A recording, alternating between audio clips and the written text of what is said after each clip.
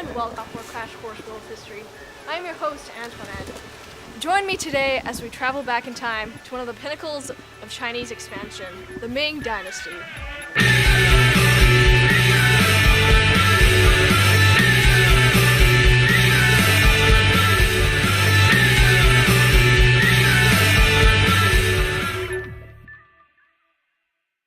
To fully understand how the Ming Dynasty came to be, we must go back to the 12 to 1300s, to the Yuan Dynasty.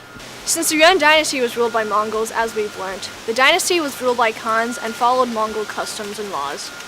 Under great influence of the Mongols, a rich blend of nomadic and Chinese culture emerged. The Red Turbans overthrew the Yuan Dynasty, and their leader, Zhu Yuanzhang, declared a new era for China, the Ming Dynasty. The Ming Dynasty lasted from 1368 to 1644. The word Ming itself means brilliance or illumination. The dynasty successfully expanded in a great extent during the early modern period through the expansion of trade, culture, and international relations. After overthrowing the Yuan Dynasty and formally establishing the Ming under the leadership of Zhu Yuanzhang, this period in China was a revival of traditional Chinese culture and values. Zhu Yuanzhang, also known as the Hongwu Emperor, was born into peasantry to a rather poor family. Although after joining the rebel army, he surrounded himself with Confucian scholars, educated himself, and persevered through hardships. With the help of others, he created an effective administration during the Ming. He had an interest in education, building government and private schools, and tried to restore old Confucian values such as the civil service exams.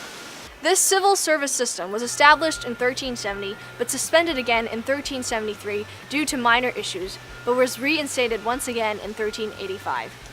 The creation of this group formalized the idea of a Grand Secretariat. Although with a group of advisors, the Hongwu Emperor still directly ruled China rather than using chief ministers like the Mongols did.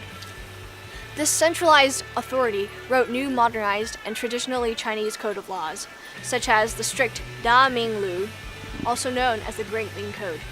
After the death of the greatly admired Hongwu Emperor in 1398, his son ascended the throne. However, a few years after his reign, civil war broke out, leading up to the rebellion of Zhu Di, Zhu Yuanzhang's fourth son, to go against his nephew. Zhu Di overthrew his nephew in 1402 and proclaimed himself the Yongle Emperor. No, it is not the Yongle, it is Yongle. In the early years of Zhu Di's reign, the northern frontier, which separated the Ming from the defeated Yuan, was relatively quiet.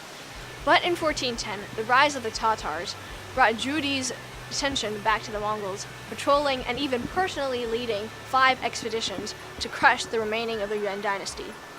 China continued its shift from agricultural and rural communities to commercial and urbanization.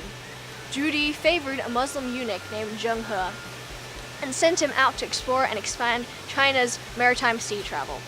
These journeys created new opportunities and connections, and as Patrick Menzies puts it, long before Christopher Columbus, the celebrated Chinese navigator Zheng He traveled through south and westward maritime routes in the Indian Ocean and established relations with more than 30 countries in Asia, Africa, and the Middle East. During this time, Chinese architecture flourished. A 15-year construction project was funded by Zhu Di, building new walls, palaces, gardens, streets, and residential areas.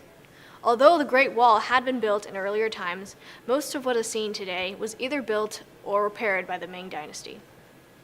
The brick and granite work was enlarged, the watchtowers were redesigned, and cannons were placed along the wall. In 1424, Zhu Di died, marking the death of one of the most influential rulers in Chinese history. However, the flourishing of Chinese art, culture, trade, and international relations continued to thrive even after the death of the Yongle Emperor. With their developing relationships with foreign countries, many exotic goods were exported and brought overseas, while many from other countries were also imported into the Chinese mainland. From the Americas, peanuts, corn, white potatoes, sweet potatoes were shipped in and enjoyed by the population. Nowadays, these foods are an iconic part of Chinese cuisine.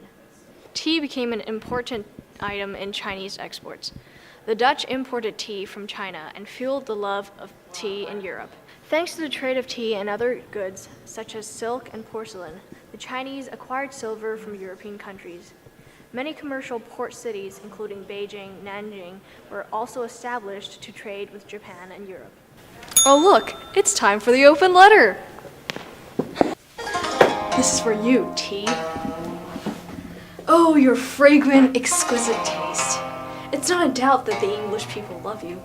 You allowed the Chinese to acquire, in exchange of you, lots of money and silver. It is interesting to see how people are willing to pay buttloads of money for some tasty leaf. Sincerely yours, Antoinette. The writing during the Ming Dynasty returned to classical prose and poetry.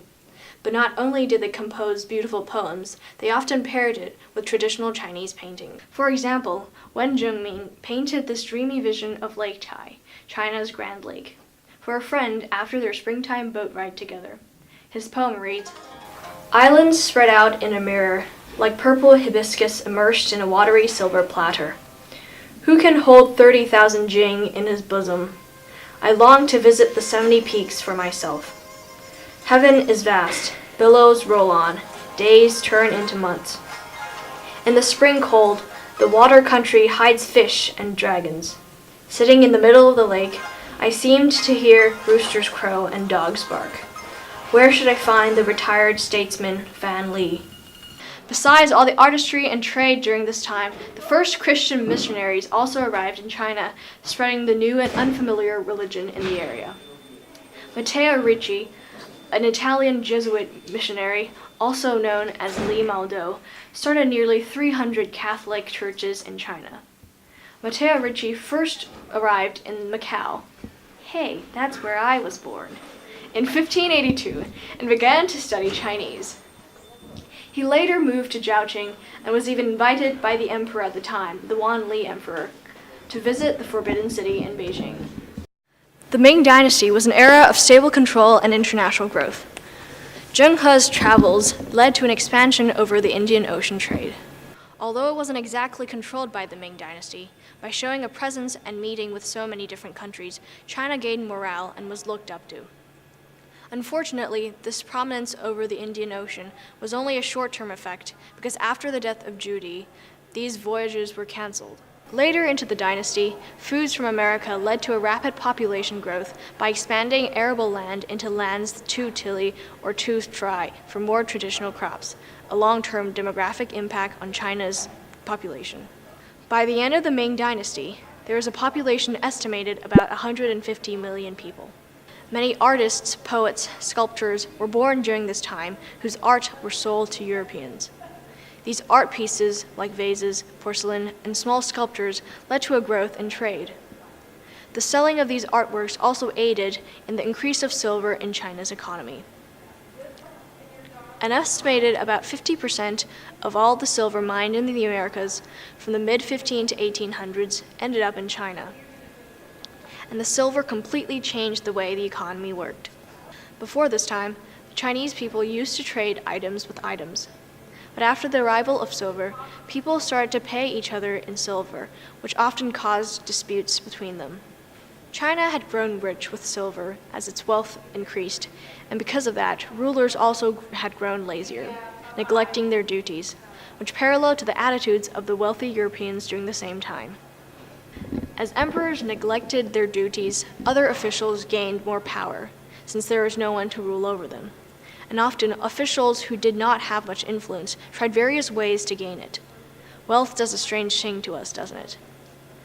As China acquired more and more wealth, it led to corruption and the court officials and domination of eunuchs. In this period, the exploitation from the ruling class often caused rebellions that racked in the country in the 17th century, and the aggressive military expansion of the Manchus. In the end, the Ming Dynasty went bankrupt, a sad ending for a great era. It is a generally accepted idea that wealth leads to happiness. However, does it really?